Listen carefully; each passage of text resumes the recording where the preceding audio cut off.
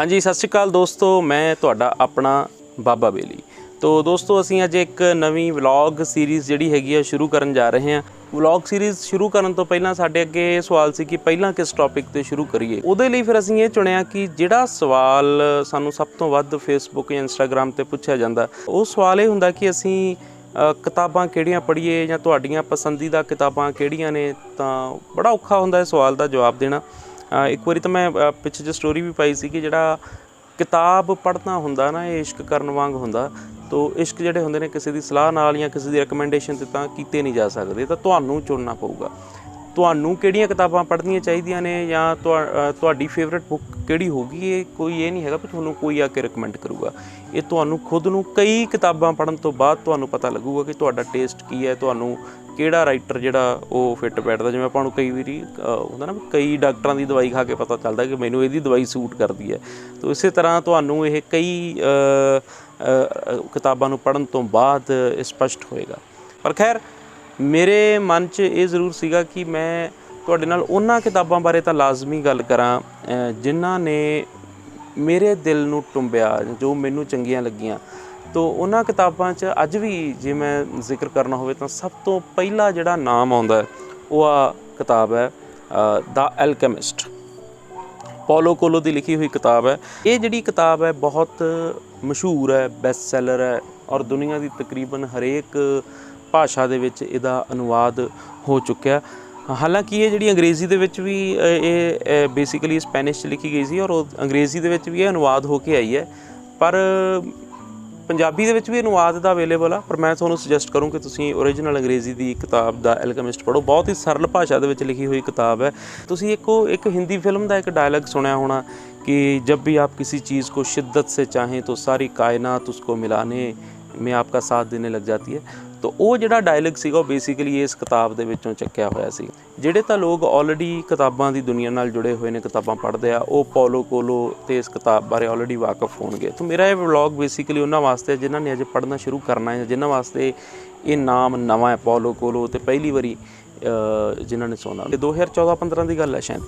तो मेरे Facebook friend सीगे अमन गिल जी, उन्हां ने इस राइटर बारे मैनूं दस्सिया। तो जो उन्होंने दस्सिया तो उन्होंने फिर मैं कहा यार मैं तो कभी सुनिया नहीं। तो फिर उन्होंने एक किताब मैनू भेजी एल्केमिस्ट। तो मैं उन्होंने मदर तो किताब लैके जो आ रहा सी तो मैनू रास्ते दे विच जिवें मैं किता बैठा चाह पी रहा सी उत्थे पंजाबी यूनिवर्सिटी पटियाला च इंगलैक चौंक ते।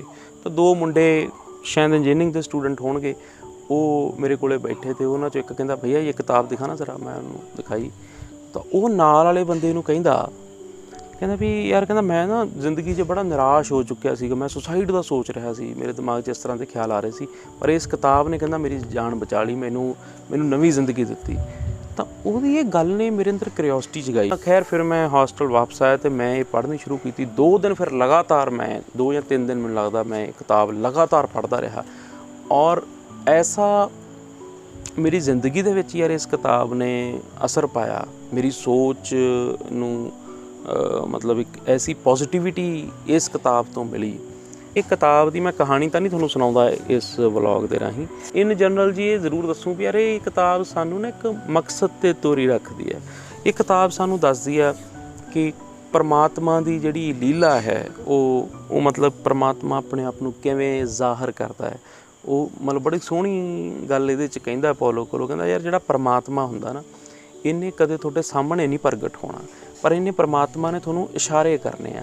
ते बंदे दा काम उन्हां इशारिਆਂ नूं समझना ते उन्हां इशारिਆਂ दे अकॉर्डिंगली चलते रहना। ये किताब तुहानूं सफ़रां दी मौज बारे दसदी है। थोड़ी जिंदगी का एक मकसद होना चाहिए तो उस मकसद नूं अचीव करने वास्ते जदों तुसीं तुरोगे ना तो अपने आप ही तुहाडे रस्ते बनते जाणगे। जिहड़े भी बंदे किसी भी खेत्र दे विच संघर्ष कर रहे हैं, चाहे वो कोई अफसरी का टेस्ट पास करना चाहुंदा है, कोई किते मतलब कोई गायकी के खेत्र च संघर्ष कर रहा है, कोई अदाकारी च कर रहा है, कोई चंगा खिडारी बनना चाहुंदा है, कोई राजनीति च संघर्ष कर रहा। जिहड़े लोग संघर्ष कर रहे हैं, संघर्ष के राह ते तुरे हुए हैं, ये किताब उन्हां लोकां लई बहुत ज़्यादा सहाई सिद्ध हो सकती है। क्योंकि संघर्ष के दौरान अक्सर कई पड़ाव इदां दे आउंदे आ जदों ਤੁਹਾਨੂੰ लगता ਹੁੰਦਾ भी यार हुण भी छड्ड देना चाहिए, हुण तां बहुत हो गया, भी कुछ बनता रहा नहीं, कुछ मिल जिहड़ी चीज़ चाहुंदे हो मिल तां रही नहीं। ਪਰ ਉੱਥੇ ਜੇਕਰ ਇਹ ਕਿਤਾਬ ਹੋਊਗੀ, ਇਹ ਕਿਤਾਬ ਤੁਹਾਨੂੰ ਡੋਲਣ ਨਹੀਂ ਦਊਗੀ। ਇਹ ਕਿਤਾਬ 'ਚੋਂ ਤੁਹਾਨੂੰ ਐਸੇ ਐਸੇ ਰਸਤੇ ਮਿਲਣਗੇ, ਤੁਹਾਨੂੰ ਜ਼ਿੰਦਗੀ ਦੇ ਮਕਸਦ ਸਪਸ਼ਟ ਹੁੰਦੇ ਜਾਣਗੇ। ਤੁਹਾਨੂੰ ਇਹ ਪਤਾ ਲੱਗੂ ਕਿ ਮੰਜ਼ਿਲ 'ਤੇ ਪਹੁੰਚ ਕੇ ਨਹੀਂ ਕੁਛ ਮਿਲਦਾ ਹੁੰਦਾ, ਜਿਹੜੀ ਐਕਚੁਅਲ ਦੇ ਵਿੱਚ ਉਸ ਮੰਜ਼ਿਲ ਨੂੰ ਜਾਂਦਾ ਹੋਇਆ ਜਿਹੜਾ ਰਸਤਾ ਹੈ ਜਾਂ ਉਹ ਸਫ਼ਰ ਹੈ, ਉਹੀ ਐਕਚੁਅਲ 'ਚ ਤੁਹਾਡਾ ਹਾਸਲ ਹੈ। ਉਹ ਜਿਹੜਾ ਸਫ਼ਰ ਹੈ ਉਹੀ ਤੁਹਾਨੂੰ ਮੈਚਿਓਰ ਕਰਦਾ, ਉਹ ਸਫ਼ਰ ਹੀ ਸਫਲਤਾ ਹੈ। ਤੋ ਇਸ ਕਿਤਾਬ ਨੂੰ ਤੁਸੀਂ ਆਮ ਅਵੇਲੇਬਲ ਹੈ, ਕਿਤਾਬਾਂ ਦੀਆਂ ਦੁਕਾਨਾਂ 'ਤੇ ਮਿਲ ਜਾਂਦੀ ਹੈ। ਜੇਕਰ ਨਹੀਂ, ਜਾਂ ਜਿਵੇਂ ਛੋਟੇ ਸ਼ਹਿਰਾਂ 'ਚ ਜਿਹੜੇ ਹੈਗੇ ਨੇ ਬੰਦੇ ਵੀ ਉਹਨਾਂ ਨੂੰ ਲੱਗਦਾ ਵੀ ਨਹੀਂ, ਤਾਂ ਮੈਂ ਤੁਹਾਡੀ ਸਹੂਲਤ ਵਾਸਤੇ ਔਨਲਾਈਨ ਇਹਦਾ ਇੱਕ ਐਮਾਜ਼ਨ ਦਾ ਲਿੰਕ ਜਿਹੜਾ ਹੈਗਾ ਉਹ ਉੱਪਰ ਇਸ ਵੀਡੀਓ ਦੀ ਡਿਸਕ੍ਰਿਪਸ਼ਨ ਦੇ ਵਿੱਚ ਦੇ ਰਹੇ ਹਾਂ। YouTube 'ਤੇ ਵੀ ਅਸੀਂ ਨਾਲ ਦੇਵਾਂਗੇ। ਉਸ ਔਨਲਾਈਨ ਲਿੰਕ ਰਾਹੀਂ ਤੁਸੀਂ ਇਸ ਕਿਤਾਬ ਨੂੰ ਔਡਰ ਕਰ ਸਕਦੇ ਹੋ। ਤੋ ਯਕੀਨਨ ਮੈਨੂੰ ਲੱਗਦਾ ਵੀ ਇਹ ਖੁਦ ਪੜ੍ਹਨ ਵਾਸਤੇ ਵੀ, ਕਿਸੇ ਨੂੰ ਗਿਫਟ ਕਰਨ ਵਾਸਤੇ ਵੀ ਇਹ ਕਿਤਾਬ ਜਿਹੜੀ ਹੈਗੀ ਆ ਇਹ ਦਾ ਬੈਸਟ ਬੁੱਕ ਹੈ। ਬੜੀ ਸਰਲ, ਜਿਨ੍ਹਾਂ ਨੂੰ ਇਹ ਲੱਗਦਾ ਵੀ ਅਸੀਂ ਅੰਗਰੇਜ਼ੀ ਨਹੀਂ ਪੜ੍ਹ ਸਕਦੇ, ਉਹਨਾਂ ਨੂੰ ਮੈਂ ਦੱਸਦਾ ਵੀ ਬੜੀ ਸਰਲ ਭਾਸ਼ਾ 'ਚ ਹੈ, ਔਰ ਯਕੀਨਨ ਇਸ ਕਿਤਾਬ ਨੂੰ ਪੜ੍ਹਨ ਤੋਂ ਬਾਅਦ ਤੁਸੀਂ ਅੱਛਾ ਹੀ ਮਹਿਸੂਸ ਕਰੋਗੇ।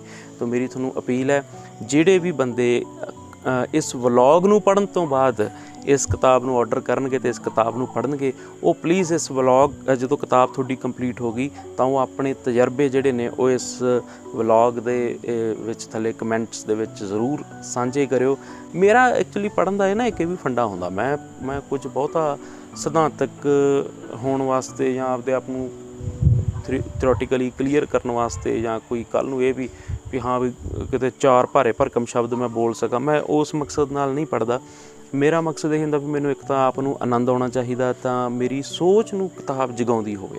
ਜੇਕਰ ਕੋਈ ਕਿਤਾਬ ਜਿਹੜੀ ਉਹ ਮੇਰੇ ਆਈਡੀਆਜ਼ ਨੂੰ ਨਹੀਂ ਜਗਾ ਰਹੀ, ਉਸ ਕਿਤਾਬ ਨੂੰ ਪੜ੍ਹਨ ਤੋਂ ਬਾਅਦ ਵੀ ਜੇਕਰ ਮੈਂ ਉਹੋ ਜਿਹਾ ਹੀ ਹਾਂ ਤਾਂ ਮੇਰੀ ਜ਼ਿੰਦਗੀ 'ਚ ਕੋਈ ਪੋਜ਼ੀਟਿਵ ਤਬਦੀਲੀ ਨਹੀਂ ਆ ਰਹੀ, ਤਾਂ ਮੈਂ ਉਹਨੂੰ ਫਿਰ ਮੈਨੂੰ ਲੱਗ ਹੁੰਦਾ ਵੀ ਯਾਰ ਵੀ ਇਹ ਕਿਤਾਬ ਆਪਣੇ ਲਈ ਹੈ ਨਹੀਂ।